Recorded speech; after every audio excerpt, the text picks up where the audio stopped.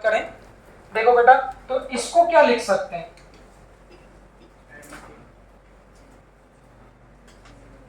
De Broglie equation से h by lambda क्या होता है भाई? और देखना सबको मिक्स करो तो लैम्बडा इज इक्वल टू क्या होता है? h upon p। क्या बोलते हो? तो p इज इक्वल टू क्या हो जाएगा भाई? h by lambda. मतलब h बाय लैम्बडा की जगह p लिख सकते हैं। p क्या है? मोमेंटम। तो भाई दूसरा फॉर्मूला एनर्जी का देखना, तो h बाय लैम्बडा को लिख दिया p, तो एनर्जी को p इंटू सी भी लिख सकते हैं। मार्क कर देना। तो p है मोमेंटम ऑफ लाइट और c है स्पीड ऑफ लाइट और e क्या है? एनर्जी ऑफ लाइट या एनर्जी ऑफ फोटॉन। लिख लो इसको भी, फॉर्मूला भी साथ साथ लिखते चलना। तो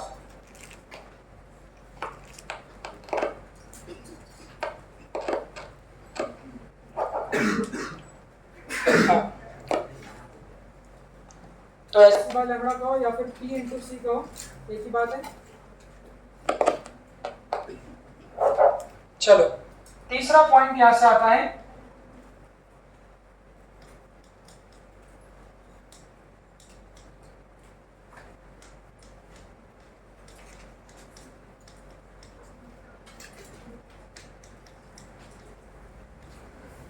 देखो उधर,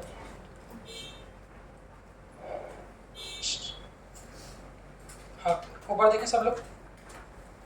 तो ये भी कंबाइंड पॉइंट है, एटॉमिक स्ट्रक्चर में भी इस पॉइंट को यूज करूंगा। जैसे केमिस्ट्री में भी आप लोग कहते हैं विजिबल स्पेक्ट्रम की रेंज, वहां पर पूरा कहते हैं यूवी, आईआर, विजिबल, जो भी आप लोग एक्सरे तक बात करते हैं वो सब।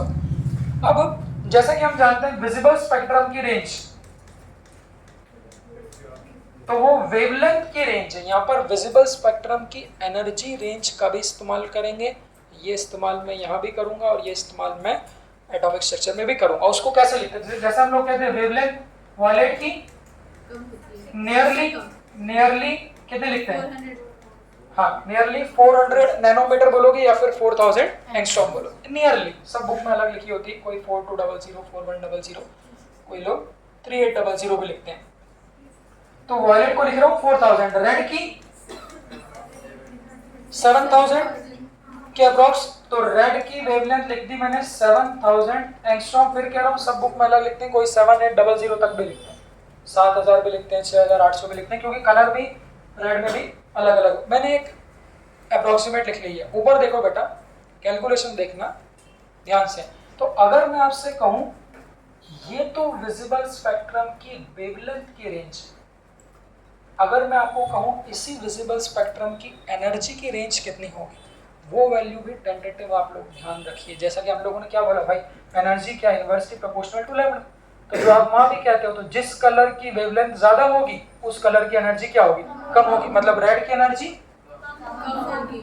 एनर्जी कम होगी और वायलेट की एनर्जी ज्यादा। तो अगर मैं आपसे कहूं कि what will be the energy of a violet light, जो आपको वायलेट दिख रहा है उसकी एनर्जी कितनी है, तो फॉर्मूला क्या होता है? SC by lambda. उसको याद रखो, एससी की वैल्यू, उसके कैलकुलेशन को देखना, 12400 यूनिट जरूर रखना, यूनिट अपॉन लैम्बडा, और लैम्बडा कितना है? 4000 यूनिट जरूर लिखना एंगस्ट्रॉम। तो अगर वॉयलेट कलर की लाइट की एनर्जी लिखना है तो यहाँ पर देखिए एंगस्ट्रॉम से एंगस्ट्रॉम क्या हो जाएगा? कैंसल। देखो ये 2 0 से 2 0 भी क्या हो जाएगा? कैंसल। इसको काटेंगे तो 40 से क्या जाएगा? 41 सा 43 सा कितना हो जाएगा? 120। और उससे क्या आपका बड़ा है। तो एनर्जी ऑफ वॉयलेट कलर अगर मैं कैलकुलेट करूंगा तो वो 3.1 यूनिट। अगर 12400 ले रहे हो तो यूनिट क्या आएगी? Electron volt. अगर ऐसे में कहूं एनर्जी ऑफ रेड लाइट, तो 12400 ईवी एंगस्ट्रॉम, और ये क्या हो जाएगा? 700 यूनिट। देखना 7000 काट दो, तो ये 00 से 00 क्या हो जाएगा? कैंसल। कितना जा रहा है? 7 दूनी कितना हो जाएगा? 140। तो ये मुझे लगता है 1.8 के आसपास गिर रही है। करके देख लो, 1.8 या 1.8 के आसपास। 75 ले लो अप्रोक्सीमेट। तो मतलब रेड लाइट की रेड लाइट की जो एनर्जी रेंज होगी वो क्या होगी, अप्रोक्सीमेट ले रहा हूं 1.75 लिख लो, 75 लिख लो, 1.75 इलेक्ट्रॉन वोल्ट। इसका मतलब क्या बच्चों कि सिर्फ ध्यान से सुनना, सिर्फ वही लाइट आप लोगों को दिख सकती है जिस लाइट की एनर्जी रेंज इसके बीच की है। मतलब लाइट की एनर्जी के फॉर्म में बोलना, तो लाइट की एनर्जी अगर 1.75 वोल्ट से ज्यादा हो या उसके बराबर हो, या फिर क्या हो हमारे 3.1 इलेक्ट्रॉन वोल्ट से कम, तो 1.75 से 3.1 इलेक्ट्रॉन वोल्ट के बीच की जितनी भी लाइट होगी, वो सब लाइट जिसके पास एनर्जी इसके बीच की होगी, वो वाली सारी लाइट क्या होगी आपकी विजिबल। उससे ज्यादा की विजिबल भी नहीं होगी और उससे कम की विजिबल। तो केमिस्ट्री में आप लोग कहते हैं वायलेट से इधर जाओगे तो रेड से इधर जाओगे, पढ़ते ना स्पेक्ट्रम, इधर वाले को क्या बोलते हैं, इंफ्रारेड की अल्ट्रा वायलेट। अल्ट्रा वायलेट क्या होती है, अब आपने उसको जैसे भी याद रखा, मुझे डिस्टर्ब नहीं करता मैं, इसकी फ्रीक्वेंसी वायलेट से ज्यादा, अब आपने उसको जैसे भी याद रखा हो, शायद पूरा उसका जिंगल भी होता है। हाँ, तो अपने को सिर्फ विजिबल पे ही काम करना है, इसलिए हम लोग अल्ट्रा वायलेट और इंफ्रारेड की बात नहीं करते। इसको देख लो, तो ये बन गया हमारा विजिबल लाइट की वेवलेंथ की रेंज, और ये बन गया हमारे विजिबल लाइट की एनर्जी की रेंज। इसके बाद नेक्स्ट पॉइंट में हम लोगों को पढ़ना है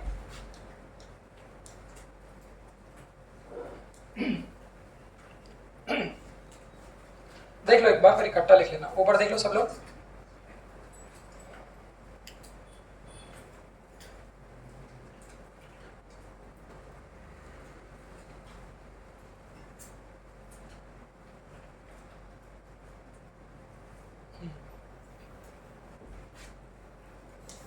नेक्स्ट पॉइंट में लिखना अपने को फोटो इलेक्ट्रिक फिनोमेना।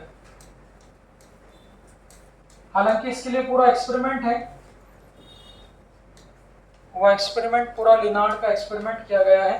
पूरा एक्सपेरिमेंट क्या है वो तो मुझे लगता है बताने की जरूरत नहीं है, बट उसका जो फाइनल आउटकम है, जो फाइनल रिजल्ट है, वो फाइनल रिजल्ट क्या है उसमें हम लोग चर्चा करते हैं। देखो अब सुनना, लिखना कैसे कैसे आइंस्टाइन को कहूँ या फिर उनके जो सहयोगी थे लिनार्ड, और ये 2-3 लोगों ने मिलकर फोटो इलेक्ट्रिक इफेक्ट का एक्सपेरिमेंट किया, कैसे उनको आइडिया आया कि हम लोग लाइट से करंट बना सकते हैं।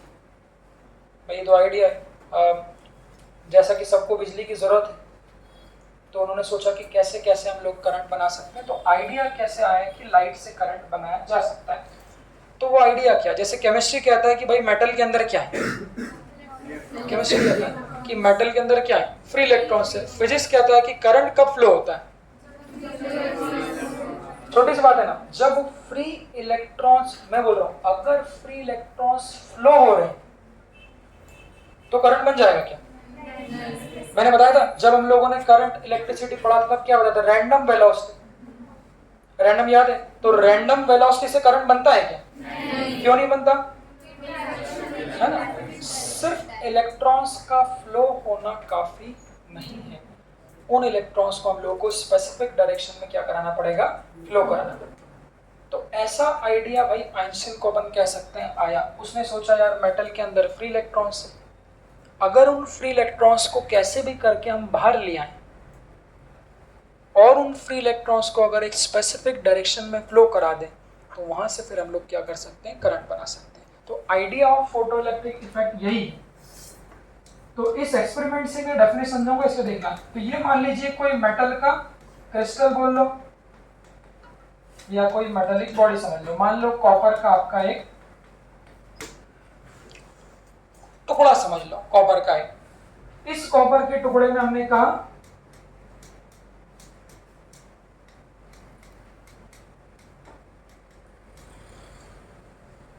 ये बहुत सारे इलेक्ट्रॉन, चूंकि अभी ये सारे के सारे इलेक्ट्रॉन रैंडम मूव कर रहे हैं, तो हम कह नहीं सकते कि इनके कारण कुछ करंट बने। हमें इन इलेक्ट्रॉन से करंट कैसे बनाना है, तो एक बार इस फिनोमेनन को आप लोग समझ के दिमाग में बिठा लें, तो जो आगे इक्वेशन बनने वाली है उस इक्वेशन को आपको याद रखने की जरूरत नहीं पड़ेगी। तो कहीं पर भी मैं कहूँगा फोटो इलेक्ट्रिक इफेक्ट, तो आंख बंद करके आप इस फिनोमेनन को समझ लो। तो फिनोमेनन कैसा है, कॉपर लिया, कॉपर के अंदर फ्री इलेक्ट्रॉन से बहुत सारे इलेक्ट्रॉन से मस्त अपने अपने घूम रहे, हमने की कहा कि भाई फोटो इलेक्ट्रिक, फोटॉन्स लाइट की मदद से करंट बनाना। तो ये आप एक लेजर बीम ले लीजिए। लेजर क्यों ली? सवाल तो बन सकता है कि कोई सा भी लाइट का सोर्स ले सकते हैं, आप ये वाला बल्ब ले लो। तो इस बल्ब की लाइट और लेजर लाइट में क्या फर्क होगा? हाँ, तो उसको टेक्निकली हम लोग कैसे कहेंगे? इंटेंसिटी, इंटेंसिटी के फॉर्म में बोलेंगे। तो लेजर लाइट की इंटेंसिटी ज्यादा है कि इसकी? मतलब फोटो इलेक्ट्रिक इफेक्ट करवाने के लिए कोई सी भी लाइट लेना पर्याप्त नहीं है। नहीं तो पता चले कि आप छोटी सी वो एलईडी लेके चले जाओ, उससे इलेक्ट्रॉन बाहर निकाले, ऐसा नहीं। हमें वो लाइट सोर्स चाहिए जो बहुत हाई इंटेंसिटी का हो। बहुत हाई इंटेंसिटी होने से क्या होगा, वो बहुत इजीली इलेक्ट्रॉन्स को क्या कर लेगा, बाहर निकालेगा। इसलिए मैंने वहां पर लिया लेजर। अब जैसे ही लेजर को आप ऑन करोगे भाई, यहां से हाई इंटेंसिटी की लाइट, टेक्निकली कहूंगा लाइट मतलब हाई इंटेंसिटी के फोटॉन्स बाहर निकलेंगे। तो उस लाइट को हम लोग क्या बोलेंगे वो भी देखना। तो चूंकि इस लेजर से निकलने वाली लाइट को हम लोग मेटल पर इंसिडेंट कर रहे हैं, इसीलिए इस लाइट को हम लोग कहेंगे इंसिडेंट लाइट, जो किस पे गिरी, मेटल सरफेस पे। तो उस लाइट की भी कुछ ना कुछ एनर्जी होगी, क्या होगी उस पर हम लोग चर्चा करेंगे। देखो, तो इसको एनिमेशन से समझने के लिए आप लोग ऐसा देखिए, ऐसा समझें कि सोचिए जो लेजर से लाइट निकल रही है, उस लाइट के भी बहुत सारे क्या है, हाथ है भाई। चूंकि उनके पास एनर्जी है तो आप सोचिए उनके पास भी बहुत सारे हाथ हैं। तो जैसे ही उस लाइट को आपने इस मेटल की सरफेस पे गिराया, इस मेटल के अंदर क्या है, फ्री इलेक्ट्रॉन। तो जैसे ही लाइट को गिराओगे भाई, लाइट के बहुत सारे हाथ है, ये लाइट गिरी, हाथ आया, हाथ आया, ये हाथ क्या करेगा, इस इलेक्ट्रॉन को क्या करेगा, पकड़ेगा, और इस इलेक्ट्रॉन को पकड़ के क्या कर देगा, मेटल की सरफेस से इजेक्ट कर देगा। इजेक्ट करना मतलब बाहर निकल। तो सेटअप कैसा बनेगा, तो जो लाइट लेजर की गिरा रहा उन लाइट के हाथ है, वो लाइट मेटल के अंदर गई, फ्री इलेक्ट्रॉन्स को क्या किया, पकड़ा, और उन फ्री इलेक्ट्रॉन्स को इजेक्ट करके क्या कर दिया, बाहर निकल। अब क्या सिर्फ बाहर निकलना पर्याप्त है? हमने क्या बोला, करंट कब बनेगा? करंट कब बनेगा, जब उन फ्री इलेक्ट्रॉन्स को आप क्या करोगे, एक स्पेसिफिक डायरेक्शन दोगे। तो सेटअप कैसा बनता है, तो पहले ये लाइट इलेक्ट्रॉन्स को बाहर निकलती, जो फ्री इलेक्ट्रॉन्स बाहर निकलते हैं, एक हाथ ने इसको पकड़ा, फिर और हाथ ने इसको पकड़ा, ऐसे बहुत सारे फ्री इलेक्ट्रॉन्स क्या करें, बाहर निकले। इन फ्री इलेक्ट्रॉन्स को बाहर निकाल के एक स्पेसिफिक डायरेक्शन में क्या देना पड़ेगा, मोशन देना पड़ेगा। मोशन देना पड़ेगा मतलब स्पेसिफिक डायरेक्शन में क्या देनी पड़ेगी, काइनेटिक एनर्जी। तो बस जब उन फ्री इलेक्ट्रॉन्स को एक स्पेसिफिक डायरेक्शन में आप मोशन या काइनेटिक एनर्जी दे दोगे, तो उनके कारण क्या बन जाएगा, करंट बन जाएगा। तो सेटअप ओवरऑल कैसा है, जब इक्वेशन बनाऊंगा तो सेटअप ओवरऑल कैसा है, लाइट को क्या कर रहे हैं, हाँ उसको पकड़ना। तो लाइट को क्या कर रहे हैं, इंसिडेंट कर रहे हैं। किस पे इंसिडेंट कर रहे हैं, जब लाइट मेटल सरफेस पे इंसिडेंट होगी तो फ्री इलेक्ट्रॉन्स इजेक्ट। जैसे ही फ्री इलेक्ट्रॉन्स बाहर आएंगे, उनको एक स्पेसिफिक डायरेक्शन में क्या कर देंगे, मोशन करा देंगे। जैसे उनको स्पेसिफिक डायरेक्शन में मोशन करा देंगे, उनके कारण करंट बन जाए। बस यही हमारा काम था कि उस इंसिडेंट लाइट की मदद से हम लोगों को करंट प्रोड्यूस कराना है। अब सुनने में ये इतना आसान लगता है, फिर तो कोई बोले कि सर अब तो मैं खुद ही मेरा घर का बिजली बना लूँगा। कैसे बना लूँगा, तो कोई बोले कि लोहा लिया है, मेटल लिया है, और दिन भर वो मेटल के ऊपर लाइट गिरा रहे और वो देख रहे हैं इलेक्ट्रॉन बाहर निकल रहे। ऐसा नहीं, ये पूरा सेटअप जो है वो एक एक्सपेरिमेंट है लिनार्ड का। उस एक्सपेरिमेंट में किया, बड़ी बड़ी लेजर्स का इस्तेमाल किया, जैसे cathode ray, anode ray tube बनाते हैं, और उसकी मदद से हम लोगों ने बनाया। बट मैंने आप लोग को जो ऑब्जर्वेशन दिया, वो ऑब्जर्वेशन से मैं डेफिनेशन समझाऊंगा। तो वो डेफिनेशंस कौन कौन सी देखना। तो पहली डेफिनेशन होती है, बंद है क्या ऐसी, बहुत गर्मी लग रही है।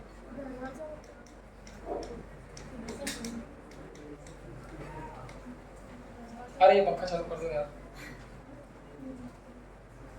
क्या हुआ, किसने मना किया, सर्दी हो रही है बेटा, सर्दी तो ठीक है, थोड़ा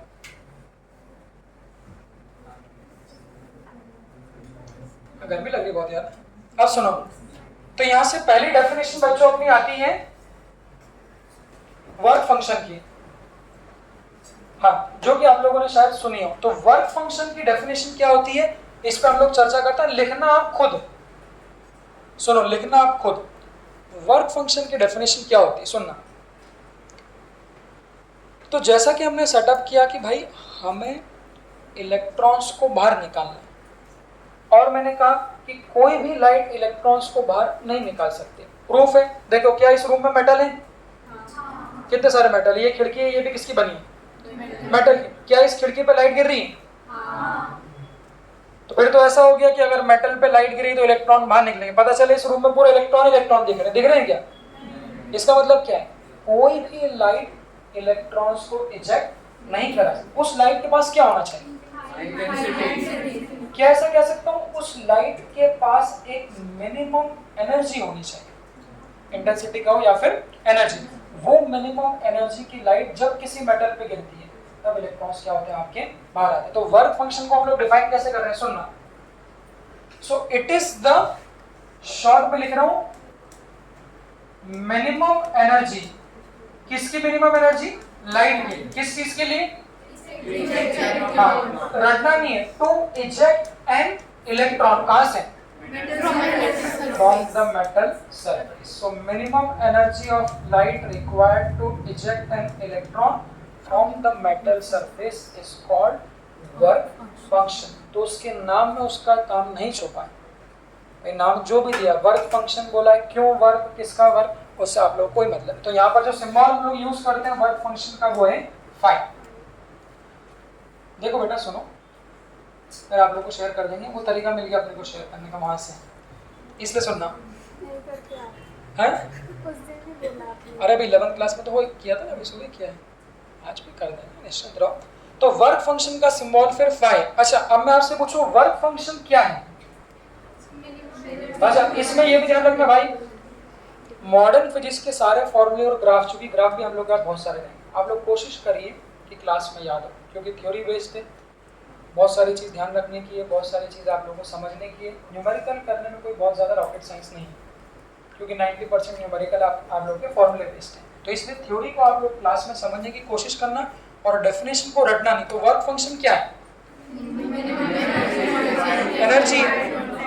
क्या मैं ऐसा कह सकता हूँ कि वर्क फंक्शन मिनिमम एनर्जी ही है? और हमने आज आते से क्या पढ़ा, लाइट की एनर्जी कैसे लिखते हैं, फ्रीक्वेंसी के टर्म्स में, फ्रीक्वेंसी के टर्म्स में h नहीं हो, या फिर वेवलेंथ के टर्म्स में h की बात। मतलब वर्क फंक्शन का जो फॉर्मूला होगा वो फॉर्मूला भी वही होना चाहिए जो लाइट की एनर्जी का फॉर्मूला। थोड़ा सा फर्क क्या होगा देखना। तो वर्क फंक्शन का फॉर्मूला होता है, अगर फ्रीक्वेंसी के फॉर्म में देख रहे हो देखना, तो वो होगा h न्यू नॉट, या फिर अगर वेवलेंथ के टर्म्स में देख रहे हो तो hc/λ। और सबसे अच्छा और सबसे इंपॉर्टेंट पॉइंट ही यहाँ से बन रहा है कि ये न्यू की जगह न्यू नॉट क्यों लिखा और लैम्बडा की जगह लैम्बडा नॉट क्यों लिखा। तो वहां से टर्म लिखो मत बेटा, साथ साथ समय ले लेना, सुन लो, मैं भी याद करा दूंगा क्लास में, आप लोग घर जाके अच्छे से लिखना। तो चूंकि हमने कहा एनर्जी है तो उसका फॉर्मूला वही बनेगा, h न्यू नॉट और hc/λ। अब सवाल ये बनता है कि फिर ये न्यू नॉट और लैम्बडा नॉट क्या है। तो न्यू नॉट को हम कहते हैं थ्रेशोल्ड, केमिस्ट्री में भी आता है, इसको कहते हैं थ्रेशोल्ड फ्रीक्वेंसी, लैम्बडा नॉट को थ्रेशोल्ड वेवलेंथ। इनकी डेफिनेशन अपने आप में बहुत इंपॉर्टेंट है। इनकी डेफिनेशन जब मैं क्वेश्चन करूंगा तब आप लोगों को और रिवाइज करूंगा, आप लोगों से भी पूछूंगा, बट अभी आप लोग समझिए। तो थ्रेशोल्ड फ्रीक्वेंसी क्या होती है, इस सेटअप को दिमाग में बसा लेना। पूरा चैप्टर में इस सेटअप से बनाऊंगा। जैसे मैं कहूंगा फोटो इलेक्ट्रिक इफेक्ट का सेटअप, भाई आंख बंद करो तो आपको मेटल दिखना चाहिए और उस मेटल पे गिरते हुए लाइट दिखे। अब सिंबल देखना, तो ये जो लाइट है ये कौन सी है, इंसिडेंट। तो इसकी फ्रीक्वेंसी है न्यू या इसकी वेवलेंथ है लैम्बडा। तो न्यू किसकी फ्रीक्वेंसी, इंसिडेंट जो गिरा रहे हो, लैम्बडा क्या है, इंसिडेंट लाइट की वेवलेंथ। अब मेरा सवाल ये, क्या आप लोग खुद सोचना, क्या सारी फ्रीक्वेंसी इलेक्ट्रॉन को बाहर निकल पाएगी? हमने क्या बोला, इलेक्ट्रॉन को बाहर निकालने के लिए क्या चाहिए, एक सर्टेन फ्रीक्वेंसी चाहिए जो इलेक्ट्रॉन को बाहर निकाले। तो फिर थ्रेशोल्ड फ्रीक्वेंसी की डेफिनेशन कैसे दे सकते हैं बिना रटे? हाँ, it is the minimum frequency किस चीज के लिए? बिल्कुल सही। तो मैं बोलूं अगर ये कंडीशन बचती है, सोचना ये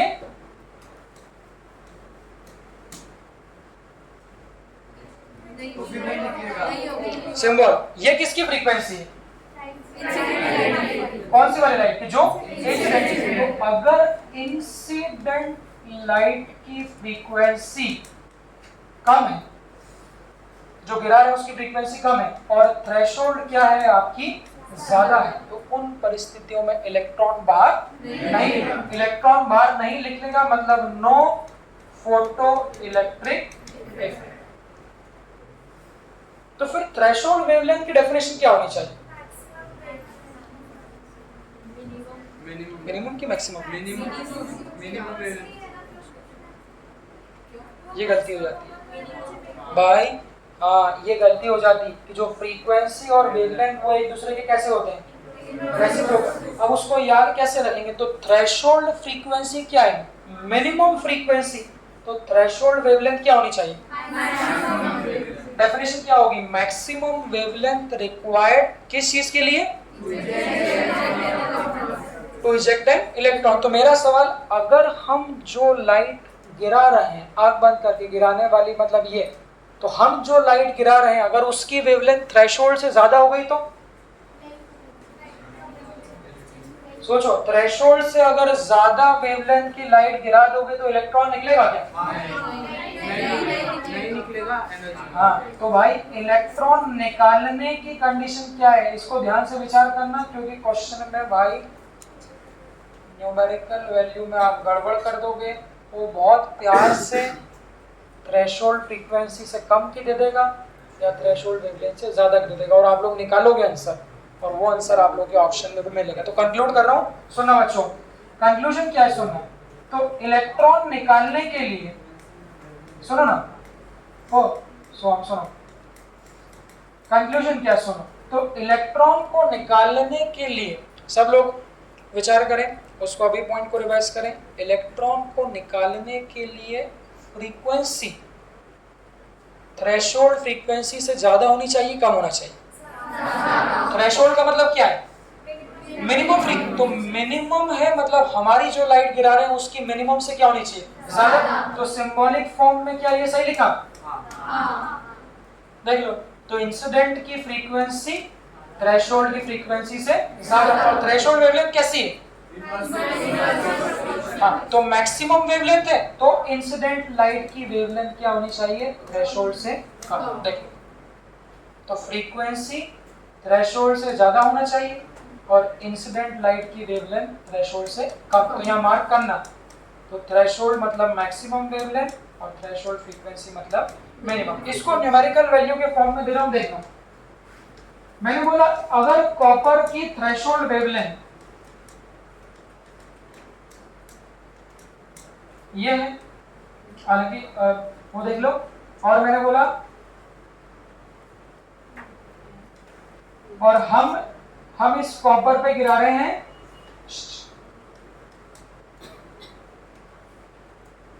वॉयलेट कलर की लाइट, क्या इलेक्ट्रॉन्स निकलेंगे? शांति से विचार करना, शांति से। मैंने क्या बोला? कॉपर कोई एक मटेरियल है जिसकी थ्रेशोल्ड वेवलेंथ कितनी है? 5000 एंगस्ट्रॉम। उस कॉपर के ऊपर मैं वॉयलेट कलर की लाइट गिरा रहा हूं। मेरा सवाल क्या है? इलेक्ट्रॉन निकलेंगे या फिर नहीं निकलेंगे? क्या बोलते? कैसे पता करेंगे? वॉयलेट कलर की लाइट की वेवलेंथ कितनी है? तो ये लाइट गिराने वाली जो गिरा रहे हैं उसकी वेवलेंथ 4000 है और थ्रेशोल्ड की वेवलेंथ 5000। थ्रेशोल्ड की वेवलेंथ 5000 है मतलब उसको पकड़ना। तो थ्रेशोल्ड मतलब मैक्सिमम 5000 तक की अगर वेवलेंथ की लाइट गिर जाएगी तब तो इलेक्ट्रॉन निकल जाएंगे, बट 5000 से ज्यादा की गिरेगी तो नहीं निकलेगी। तो वॉयलेट में भी इजेक्शन हो जाएगा, हो सकता है इंडिगो में भी इजेक्शन हो जाए। बट अगर मैं बात कर रहा हूँ ऑरेंज की, तो ऑरेंज की वेवलेंथ क्या होती है? 6000 के कुछ आसपास गिर जाएगी। तो इन परिस्थितियों में जो ऑरेंज की वेवलेंथ है लैम्बडा ऑरेंज की आपकी थ्रेशोल्ड से ज्यादा हो जाएगी, उन परिस्थितियों में नहीं होगा। इसी में अगर फ्रीक्वेंसी के टर्म्स में बात करूं तो मान लो मेटल है सिल्वर और उस सिल्वर की थ्रेशोल्ड फ्रीक्वेंसी, अच्छा फ्रीक्वेंसी तो आपको याद नहीं,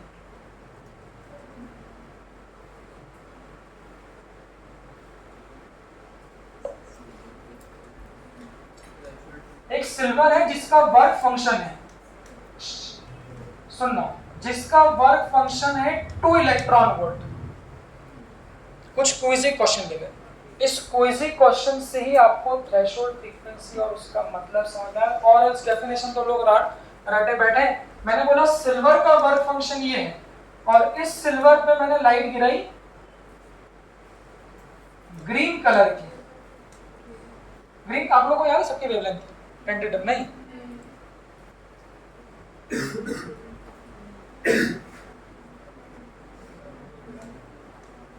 हाँ कुछ भी ले लो। मैंने बोला इस सिल्वर पे मैंने लाइट गिराई ग्रीन कलर की और इस ग्रीन कलर की लाइट की वेवलेंथ है ये। मेरे को नहीं पता, मैं तो मन से ले रहा हूँ। क्वेश्चन सुन लो शब्दों।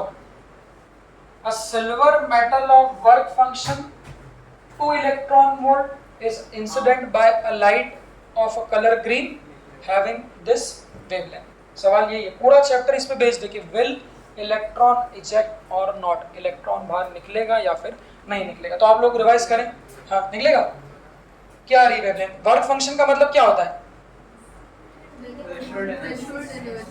तीन बातें सुनो, तीन बातें। वर्क फंक्शन मतलब वर्क फंक्शन मतलब मिनिमम एनर्जी, थ्रेशोल्ड फ्रीक्वेंसी मतलब फ्रीक्वेंसी, थ्रेशोल्ड वेवलेंथ मतलब मैक्सिमम। तो वर्क फंक्शन का और मतलब यहां से क्लियर होगा, मतलब अगर इलेक्ट्रॉन निकालना है तो लाइट के पास मिनिमम 2 इलेक्ट्रॉन वोल्ट की एनर्जी होना चाहिए। अगर 2 से कम होगी तो नहीं निकलेगा, 2 से ज्यादा होगी तो निकलेगा। आप सवाल आते से क्या बताया, किसी भी कलर की लाइट, तो ग्रीन कलर की लाइट की एनर्जी कैसे निकालो? फॉर्मूला बेटा रट लेना, फॉर्मूला क्या है भाई? तो 12400 यूनिट अपॉन वेवलेंथ, तो 5500 एंगस्ट्रॉम। देखो ये कट जाएगा, कैलकुलेट करो, 0 से 0 भी कट जाएगा, कितनी होगी? तो 55 बाय 124, तो डेफिनेटली 2 से क्या होगी? ज्यादा होगी। कितनी आ रही वैसे? 2.2। हाँ, तो energy of green colour 2 point कितना ले लूं, तो 2.25 इलेक्ट्रॉन वोल्ट। तो बस इसका मतलब स्टेटमेंट में क्या लिखोगे? स्टेटमेंट में क्या लिखोगे? ये एनर्जी किस लाइट की है? हाँ, उसको कैसे डिफरेंशिएट करना? देखो बच्चों, यहाँ पर 2 एनर्जी, एक है वर्क फंक्शन, वर्क फंक्शन का मतलब मिनिमम, और एक है आंख बंद कर क्या बोला, जो लाइट गिर रही। सेटअप ही कैसा है, जो गिरा रहे हो उसकी एनर्जी देखो और मिनिमम कितनी रिक्वायर्ड है उसकी देखो। तो मिनिमम निकालने के लिए 2 चाहिए थी, बट जो हम गिरा रहे हैं उसकी एनर्जी कितनी है? 2.5। तो स्टेटमेंट में यहाँ पर क्या कहूँगा कि चूंकि इंसिडेंट लाइट की एनर्जी आपकी वर्क फंक्शन से ज्यादा है, सो इलेक्ट्रॉन विल इजेक्ट। चलिए अब इस पे और लॉजिकल क्वेश्चन कैसा बनेगा देखना। पहले उसको बेस बना लो, फॉर्मूले में कुछ नहीं है, वो तो इक्वेशन है, बहुत सारी बात है। और भाई इसको अच्छे समझना, क्योंकि डी ब्रॉडली एटॉमिक स्ट्रक्चर सब पे से एक क्वेश्चन आता है। आप लोग इस बार का पेपर मिला लीजिए, और ये क्वेश्चन निश्चित तौर पर बहुत ज़्यादा स्कोरिंग, दूसरे सभी चैप्टर में नंबर पाने के लिए आपको बहुत पढ़ना पड़ेगा। यहाँ नंबर पाने के लिए 2 दिन, 3 दिन, 4 दिन at the most, 4 question NEET, 4 number NEET में आप लोग 100% ले जाओ। तो इसलिए सब लोग कम से कम ये तो आज भाई डिसाइड करें कि कुछ जो टॉपिक्स इंपॉर्टेंट है, ऑप्टिक्स, मॉडर्न फिजिक्स, उसको आप लोग करिएगा, ठीक है। अब सवाल ये है, फिर मैंने ले लिया गोल्ड, कोई मेटल ले लिया, इस गोल्ड का वर्क फंक्शन मैंने ले लिया 3 इलेक्ट्रॉन वोल्ट। इस गोल्ड पे इंसिडेंट करी, कोई बोलेगा नहीं, सब सोचना, इस गोल्ड पे लाइट इंसिडेंट करी यूवी लैंप से, कोई बोलना नहीं। पहले कोई सी question, a light coming from UV lamp is incident on a gold of work function 3 electron volt। सवाल वही है, क्या बाहर इलेक्ट्रॉन निकलेंगे, कोई बताए ना, पहले सोच लें, क्या इलेक्ट्रॉन बाहर निकलेंगे या फिर इलेक्ट्रॉन बाहर नहीं निकलेंगे, कोई बोले ना, विचार कर ले। अब यूवी IR जो आप रेडिएशन पढ़ते हैं उसको देख लो, सब लोग विचार कर लें एक बार ना।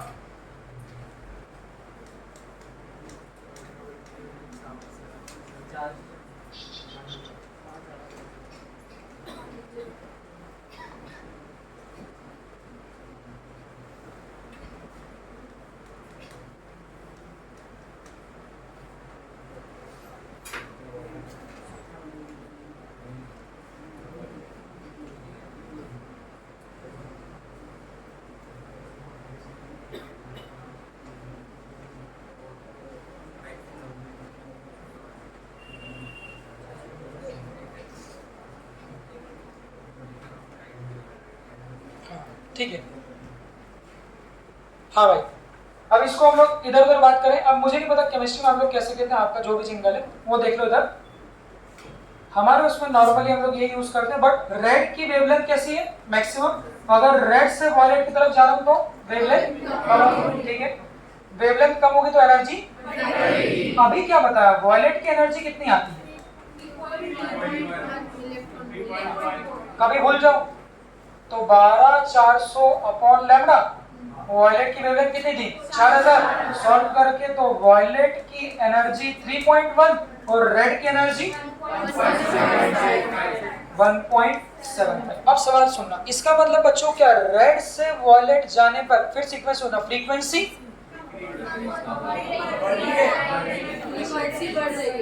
रेड से वॉयलेट पर जाने पर वेवलेंथ, वेवलेंथ कम होगी तो फ्रीक्वेंसी बढ़ेगी, फ्रीक्वेंसी बढ़ेगी तो एनर्जी बढ़ेगी, क्योंकि फ्रीक्वेंसी और एनर्जी क्या है, एक दूसरे के विपरीत। तो आप लोग देख लो, यहाँ पर रेड की एनर्जी 1.75 थी, यहाँ बढ़ते बढ़ते 2.53 होते होते वॉयलेट, अगर वॉयलेट से और लेफ्ट में चले जाओगे तो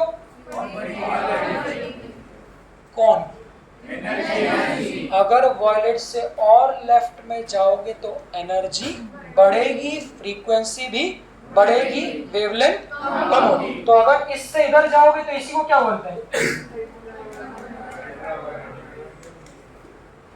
अब उसको आप लोग ध्यान कैसे रखते हो मुझे नहीं पता, बट अल्ट्रा का मतलब मेरे हिसाब से ज्यादा होता है। अल्ट्रा मतलब क्या, ज्यादा, तो कौन ज्यादा, फ्रीक्वेंसी और एनर्जी। तो वो लाइट, अब सुनना, आप लोग कैसे याद रखते हो जिंगल से मुझे नहीं पता, बट वो लाइट जिसकी एनर्जी और फ्रीक्वेंसी वॉयलेट से क्या हो, आपकी ज्यादा हो, उस लाइट को हम लोग क्या बोलेंगे, अल्ट्रा वायलेट। तो इंफ्रा का मतलब क्या हो, इंफ्रा का मतलब कम, तो कौन कम, एनर्जी कम मतलब फ्रीक्वेंसी भी कम। तो वो लाइट जिसकी एनर्जी और फ्रीक्वेंसी दोनों रेड से क्या हो, कम हो, उससे हम लोग क्या बोलेंगे, इंफ्रा कम। अब इसमें मिक्स होने की संभावना क्या, वो सुन लो। तो दोनों बात एक संग नहीं करना है, दोनों मतलब क्या आप वेवलेंथ की बात भी कर रहे हो और आप फ्रीक्वेंसी की बात भी कर रहे हो, अगर दोनों एक साथ करोगे तो मुझे लगता है कि हो सकता है आप लोगों के लिए मिक्स हो जाए। तो आप लोग का जो भी याद रखने का तरीका उसको भी रखिए, जो मैं ध्यान रखता हूँ वैसे कि रेड से वॉयलेट जाने पर एनर्जी बढ़ती है, वॉयलेट से और लेफ्ट चले जाएंगे तो एनर्जी और बढ़ जाएगी, तो वो अल्ट्रा हो। रेड से और कम चले जाएंगे तो एनर्जी और कम हो जाएगी, तो वो क्या हो जाएगी, हमारी इंफ्रा। फिर इसके बाद आप लोग का पूरे स्पेक्ट्रम में सब आया था ना, radio waves, X rays, microwaves, तो वो सब स्पेक्ट्रम आप लोग देखते रहना। अब इसका मतलब क्या, ये स्पेक्ट्रम ठीक है। अब मैंने क्या बोला, तो गोल्ड के लिए वर्क फंक्शन कितना है, 3 इलेक्ट्रॉन वोल्ट। फिर रिवाइज करते हैं, वर्क फंक्शन मतलब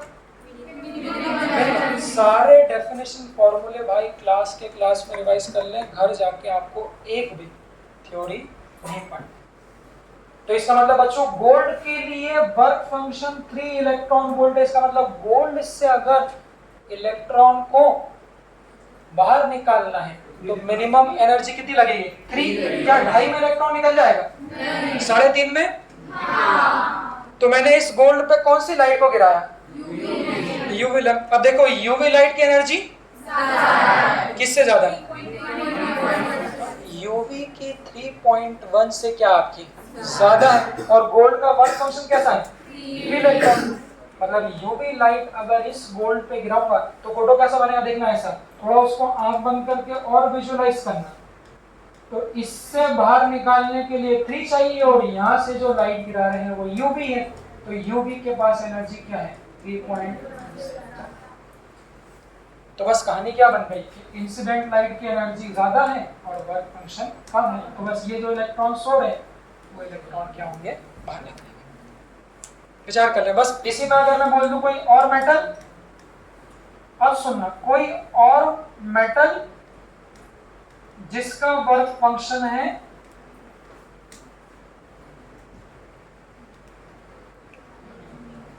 1.4 इलेक्ट्रॉन वोल्ट। कोई भी मेटल हो सकता है जिसका वर्क फंक्शन है 1.4 इलेक्ट्रॉन वोल्ट। इस पे गिरा रहा हूं मैं IR रेस।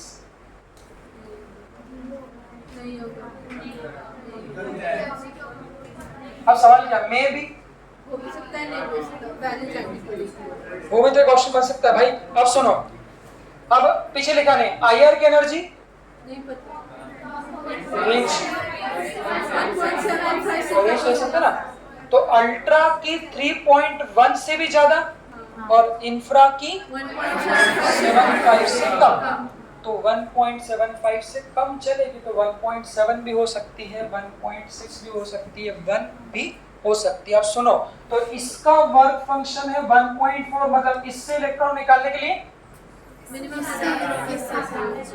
इससे इलेक्ट्रॉन निकालने के लिए 1.4 या 1.4 से क्या चाहिए? ज्यादा चाहिए। इंफ्रारेड के पास कितनी हो सकती है? 1.70 हो सकती है क्या? क्यों? इससे कम होनी चाहिए। तो इससे कम देखो 1.70 हुई तो इलेक्ट्रॉन निकल जाएगा। देखते सर निकल जाएगा। अगर 1.60 हुई तो, अगर 1.50 हुई तो, और अगर 1.3 हुई तो इंफ्रारेड की हमने कहा 1.75 से कम होती। तो अगर वो 1.4 से ज्यादा हो गई तो उन परिस्थितियों में क्या होगा? आपका निकल जाएगा। बट अगर 1.4 से कम हो गई तो नहीं। तो इसका आंसर क्या होगा? अगर एक इंफ्रारेड रेस को ऐसे मेटल पे गिराया जिसका वर्क फंक्शन 1.4 है, सो इलेक्ट्रॉन में इजेक्ट में क्यों हो भी सकता है, हो भी सकता है और नहीं भी हो सकता है। सो इलेक्ट्रॉन में क्या होगा? इजेक्ट। अब वो किधर जा रहा है, कितना नीचे जा रहा है वो हम बात नहीं करेंगे। बट अगर इस पे यूवी गिरा है तो भाई यूवी गिरा है तो उसकी एनर्जी तो क्या होगी आपकी? 3.1 से ज्यादा ही होगी। तो उन परिस्थितियों में यूवी गिरा है तो फिर क्या होगा? Definitely will eject. और अगर आप लोग रेडियो वेव्स और उसकी फ्रीक्वेंसी और अगर वो जानते हैं तो उससे भी आप बना सकते हैं। बट हमको चूंकि फोटॉन्स गिराना है तो फोटॉन्स में विजिबल स्पेक्ट्रम आता है, अल्ट्रावायलेट लाइट आती है और इंफ्रारेड लाइट आती है। इसको देख लीजिए, इसको देख लीजिए, एक बार विचार कर लीजिए। लिखना आपको है वर्क फंक्शन की डेफिनेशन को मनी मत रिकॉल कर लीजिए। हाँ बोलो।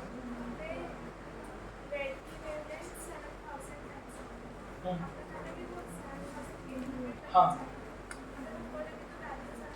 हाँ, इसलिए मैंने बोला ना कि ये टेंटेटिव रेंज है। अब जैसे आप बोल रहे हो कि सर 1.3.1 ही पे क्या होगा, तो फिर वो वॉयलेट के भी बहुत सारे शेड होते हैं। तो इसीलिए वो बोल देता है अल्ट्रा वॉयलेट मतलब ज़्यादा ही होगा, मतलब 3.5 3.9 ऐसे बाहर। वैसे रेड की आप 7200 ले लोगे तो 1.70 आ गया या 1.80 आ गया। तो उतना पास का फर्क अपन वो मेजर नहीं करते। क्वेश्चन कैसा आएगा कि वर्क फंक्शन ये है और इंसिडेंट वेवलेंथ ये है, बताना इलेक्ट्रॉन्स निकलेगा कि नहीं। तो उसकी हम लोग एनर्जी निकालेंगे जैसे हम लोग जानते हैं। अब सब लोग एक बार दिमाग में क्या रिकॉल कर लो भाई, सारी डेफिनेशन थ्रेशोल्ड फ्रीक्वेंसी की आंख बंद करके रिकॉल कर लो, क्योंकि सारे ग्राफ जब भी बना पाओगे जब ये आता हो। थ्रेशोल्ड वेवलेंथ की बेटा आप लोग सभी लोग आंख बंद करके रिकॉल कर लो।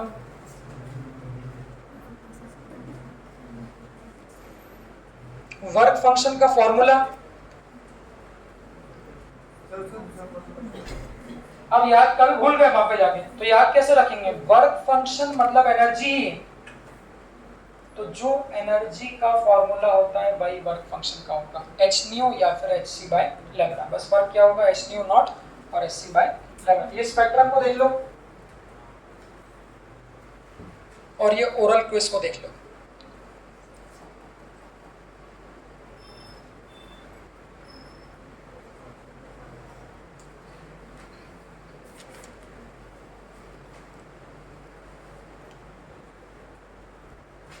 चलिए, अब जो न्यूमेरिकल बनेगा वो किस पे बनेगा? तो आइंस्टीन फोटो इलेक्ट्रिक इक्वेशन क्या है देखना। आइंस्टीन की फोटो इलेक्ट्रिक इक्वेशन क्या है उसको आप लोग देखें सब लोग। कॉपी बंद कर देते आप लोग, मुझे क्यों लग रहा है आप लोग टाप रहे हो? तो बिना देखे कैसे लिखोगे बेटा? कॉपी बंद करो, बंद कर दो, तालिकाओं बंद कर दो।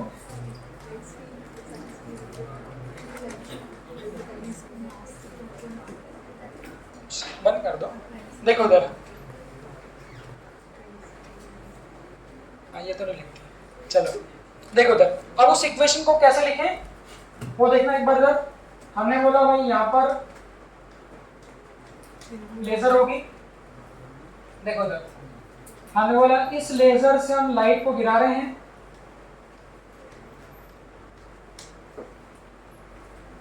ये हमारी इंसिडेंट लाइट है, इसकी एनर्जी को हमने कहा इंसिडेंट।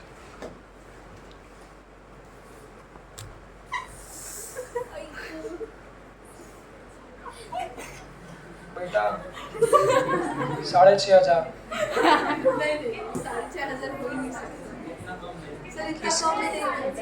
अरे मोबाइल नहीं, स्क्रीन बदलाई अभी।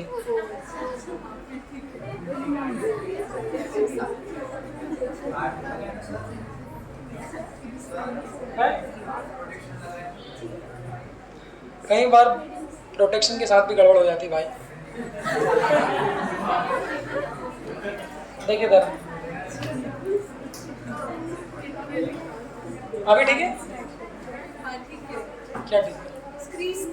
देखो इधर, अब देखना इधर। अब उस इक्वेशन को कैसे बनाना है देखो। तो लाइट को हमने क्या पता भाई अपने उसमें खो गया। अच्छा कैसा होता है क्या सर?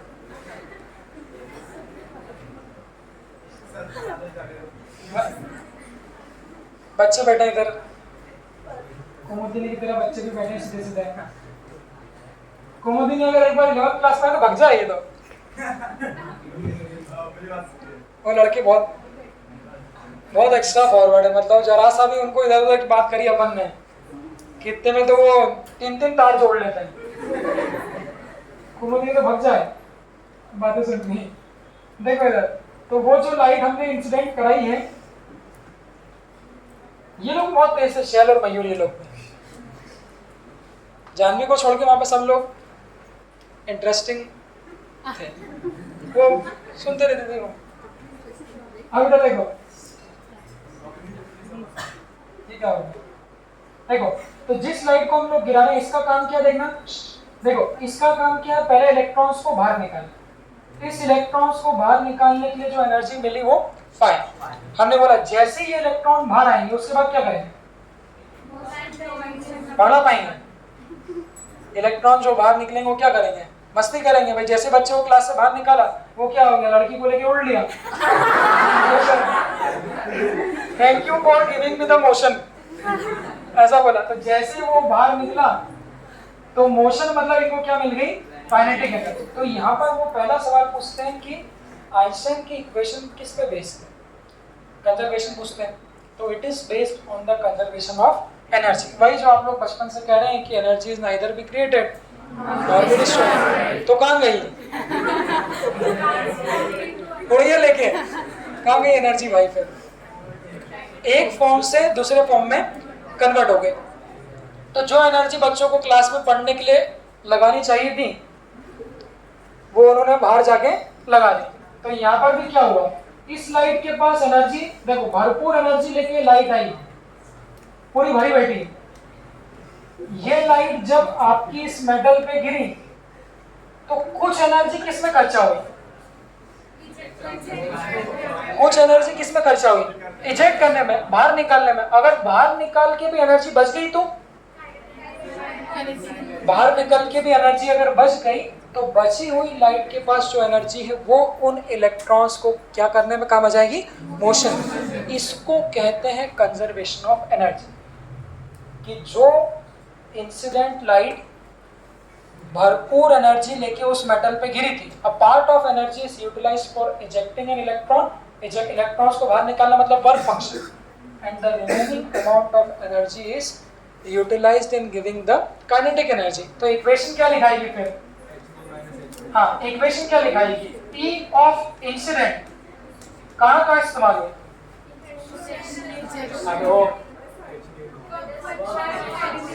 हाँ, कहाँ का इस्तेमाल हुई? कुछ इजेक्शन में, इजेक्शन मतलब वर्क फंक्शन, बची हुई किसमें? This is called the Einstein photoelectric equation. So E incident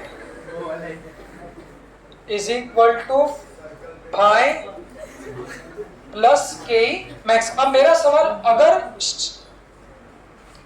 अगर गिराई हुई एनर्जी जो आप गिरा रहे हो, अगर गिराई हुई एनर्जी सिर्फ उतनी ही हो जो इजेक्शन के लिए रिक्वायर्ड, तो फिर क्या होगा? हाँ, फिर उस केस में इलेक्ट्रॉन बाहर तो निकल जाएंगे, बट बाहर निकल के क्या करेंगे?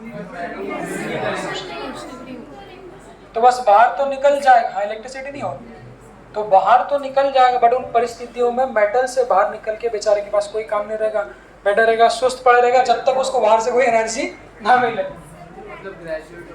अरे रैंडम तो सब करते रहो, कोई दिक्कत नहीं है, बहुत डीप में चलेगा। अब सुनो, इस इक्वेशन को यूज कैसे करना। देखो इसकी जगह क्या लिखेंगे, उसको बना सीख लो भाई। ये किसकी एनर्जी है? इंसिडेंट। आप उसको कैसे पकड़े? सुनो, कोई सी भी लाइट हो, चाहे इंसिडेंट लाइट हो चाहे वर्क फंक्शन की लाइट हो, अगर एनर्जी लिखनी है तो एनर्जी लिखने का एक ही तरीका है, h या फिर hc बाय लैम्डा। तो अब यहाँ पे सिंबल देखना, तो इंसिडेंट लाइट की जो एनर्जी लिखेंगे वो कितनी होगी? h new. पाई का फॉर्मूला और फर देखना, तो ये न्यू क्या है? इंसिडेंट, और ये न्यू नॉट थ्रेशोल्ड मतलब प्लस के ई मैक्स। तो अगली इक्वेशन न्यूमेरिकल में बालिकाओं, अबे कहाँ जा रहे हो बार बार? अच्छा, ऐसी तबीयत खराब है इसको निकाल। H nu is equal to h nu naught plus K E max. अब इसी फॉर्मूले को अगर मैं चेंज करूं लैम्डा के टर्म्स में, देखना, तो ये बन जाएगा hc बाय लैम्डा, ये बन जाएगा इज इक्वल टू के। अगला इसी फॉर्मूले को अगले एक और फॉर्म में चेंज करें। ये सब पे ग्राफ बनवाऊंगा, इन सब पे न्यूमेरिकल होगा। इस बार का शायद न्यूमेरिकल इस पे से, शायद इन दोनों में से कोई सी इक्वेशन पे नहीं, आगे लिखा रहा हूँ। इसके बाद में इसी इक्वेशन को और हम कैसे लिख सकते हैं?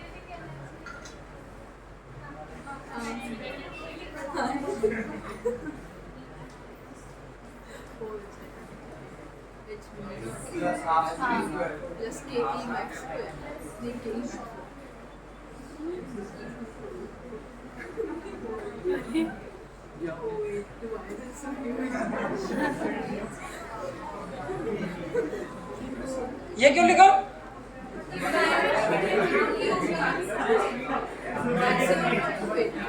हाँ,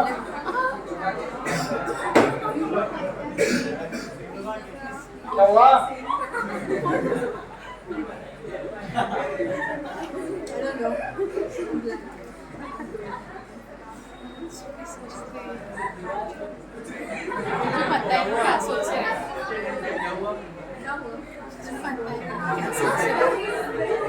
मानेगा क्या वो बेटा, लोग क्या सोच रहे हैं, तुम्हें क्या पता यार। सुनो भाई, काइनेटिक एनर्जी को क्या लिख सकते हो, क्या क्यों लिख सकते हो? आपने तो बताया था चार्ज। अब उस दिन मैंने बताया होगा, ठीक है, कब बताया था? हाँ वो बात सही है। काइनेटिक एनर्जी को चार्ज मल्टीप्लाइड बाय वोल्टेज भी लिख सकते हैं। ये वैसे मैंने सही बात बोला था, अगर नहीं बोला होगा तो हम लोग इलेक्ट्रोस्टैटिक में तो बात करेंगे ही सही। हाँ, डी ब्रोगली के फॉर्मूले थे, H by P h by m v. T को कितना लिखा था, √2me, और E को लिखा था Q इंटू बी। अब सुनो, अब इनमें से कैसे कैसे क्वेश्चन बनेंगे, तो पहले आप लोगों को इसको याद रखना है। इसको भी अगर याद नहीं रखना चाहो, कभी बाय चांस भूल जाओ, फाइ इधर उधर रहेगा, कहाँ रहेगा, तो बस सिंपल सी बात है, दी हुई एनर्जी दो काम में इस्तेमाल हो रही है। इसका फॉर्मूला हाथों हाथ याद कर लो, चूंकि वर्क फंक्शन भी एनर्जी है तो एच न्यू, वर्क फंक्शन है तो मिनिमम यहाँ पर h nu, maximum h c by lambda. अब इसको समझ लो, चूंकि काइनेटिक एनर्जी लिखी है तो काइनेटिक एनर्जी को पोटेंशियल, फिर कह रहा हूँ पोटेंशियल मतलब वोल्टेज, तो काइनेटिक एनर्जी को वोल्टेज पोटेंशियल के फॉर्म में लिख सकते हैं। तो फॉर्मूला फिर क्या बन जाएगा, एच न्यू क्या था, हाँ, उसको रिवाइज करते चलना, H nu not threshold plus kinetic energy को लिख सकते हैं ई बी नॉट। अब कंफ्यूज नहीं होना, ये है न्यू नॉट, काटना नहीं, ये है न्यू नॉट। न्यू नॉट मतलब थ्रेशोल्ड फ्रीक्वेंसी, ये है कैपिटल बी नॉट। इसका नाम ध्यान से सुनना, इसको कहते हैं स्टॉपिंग पोटेंशियल। देख लीजिए क्या बोलते हैं, स्टॉपिंग पोटेंशियल। दोनों में फर्क है, नहीं तो क्वेश्चन करते करते कब आदमी का न्यू वी बन जाता है पता ही नहीं चलता। ग्राफ में आप 3-4 ग्राफ में सब कबाड़ा कर दोगे इधर उधर, तो सिंबल में फर्क है, ये थ्रेशोल्ड फ्रीक्वेंसी और ये क्या स्टॉपिंग पोटेंशियल। अब आप लोगों के मन में आएगा कि इसको स्टॉपिंग पोटेंशियल क्यों बोलते हैं, तो वो स्टॉपिंग पोटेंशियल के लिए थोड़ा सेटअप बताऊंगा, तब आप उस बात को समझ पाओगे। हाल फिलहाल अभी इन 4 इक्वेशंस को आप लोग अच्छे से देख लो। फिर इसमें भी गहरी बातें, इस पे भी जो गहरी बात है वो मैं आपको क्या बोलते हैं एक्सपेरिमेंट में बताऊंगा कि के ई मैक्स क्या है और के ई क्या है।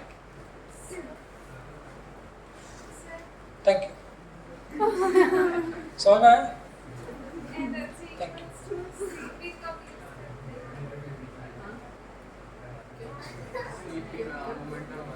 मोमेंटम इनटू सी, अब मत पूछिए।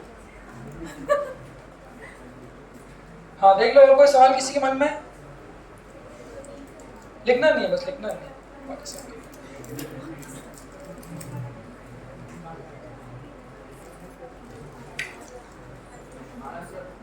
हाँ क्या हो, आगे बढ़े, चलो। हो गया टाइम सर। नहीं नहीं, चालू कब हुआ था?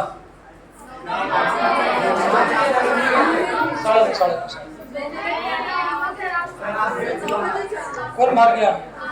अरे उधर से एक्चुअली पेरेंट्स ने कॉल किया था हम लोगों को, एक आपको वेट कर रहे हैं उधर, उधर आई नहीं रहता। अरे नहीं नहीं,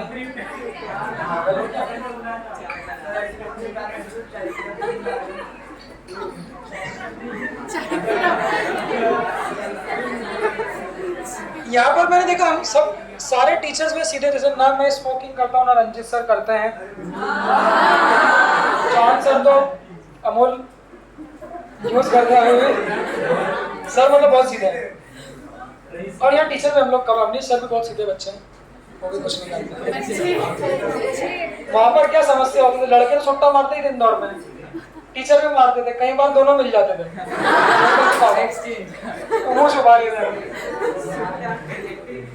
फिर इसमें कंफ्यूजन नहीं होता था, जैसे नॉर्मली टीचर लोग स्मोकिंग करते थे, वो बहुत करते थे, तो ऐसी था पूरा, जैसे वो क्लास में आते थे तो पता चल जाता था, अच्छा अभिनव सर की क्लास है। उसमें बच्चा भी करके आ गया, बच्चा भी आ गया, टीचर भी आ गया, तो कई बार मिक्स हो जाता था, वो कह रही किसकी स्मेल आ रही है। तो भाई टपरी वपरी में हम लोग नहीं जाते, कोई भी, हम लोग तो जूस पीने जाते हैं। इसमें देखा था, इससे पूछ लो।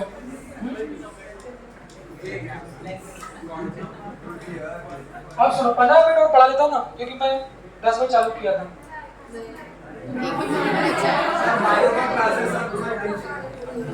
बायो क्लास तो दिन आगे है ना अभी।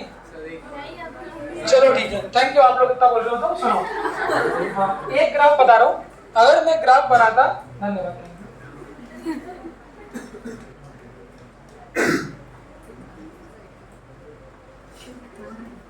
किसका खुद ही बोल गया।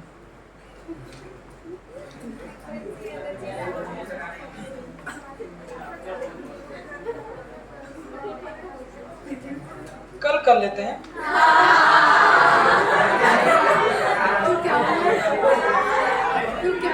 आप लोगों ने नहीं, अभी बताओ।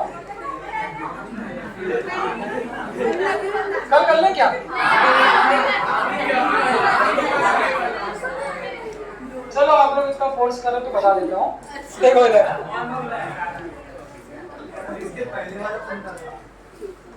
ऐसे शुरू से भूल जाते हो, अभी तो हालांकि कितने सालों के भूलने का कोई काम नहीं है। पहले से हिट वैली तो मैं जोश जोश में बहुत बोल देता था, चलो आज तो ये कर देंगे, ये ग्राफ इसको ऐसा करेंगे, वो करेंगे, ये कर, चलो अभी कर।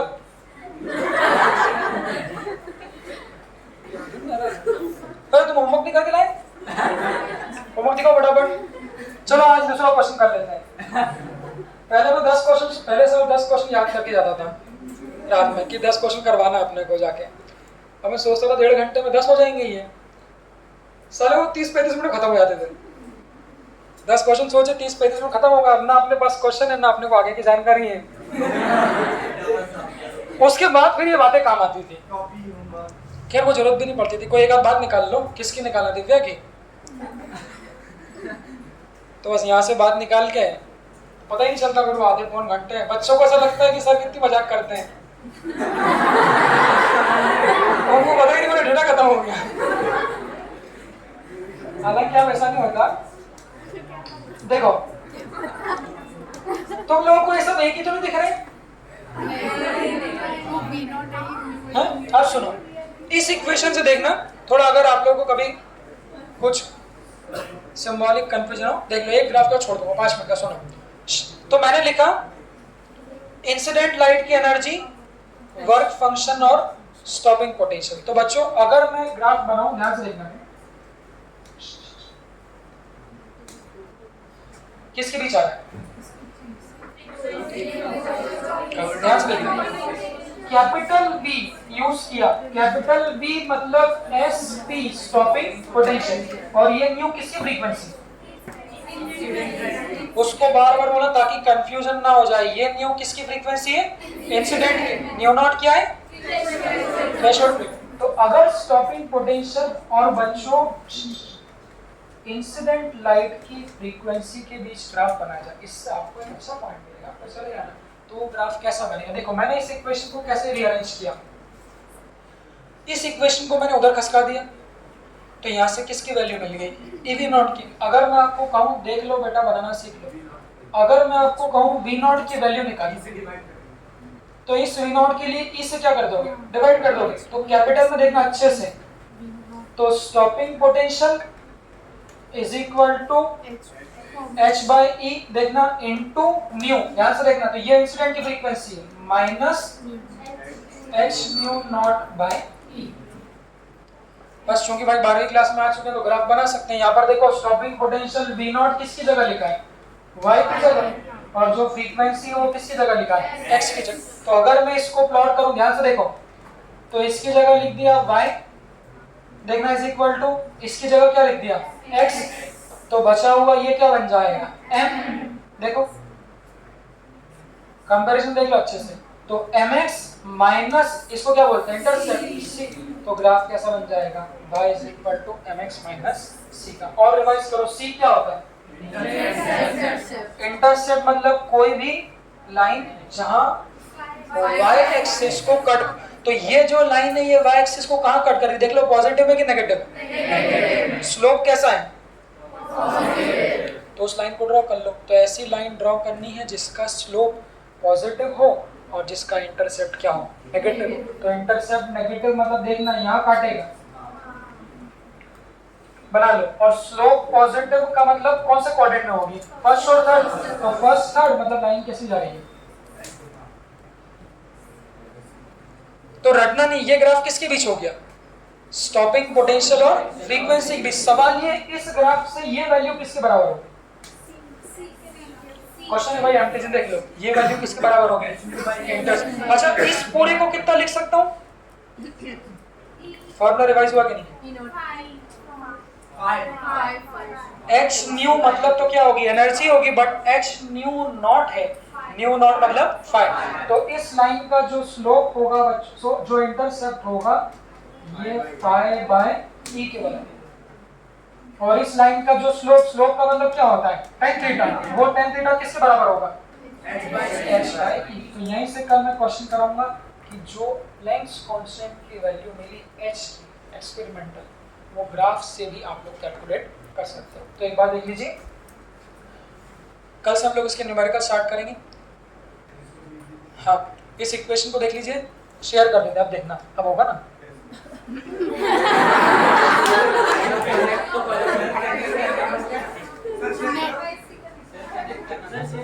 ये 11th वाले कुछ करते सारे।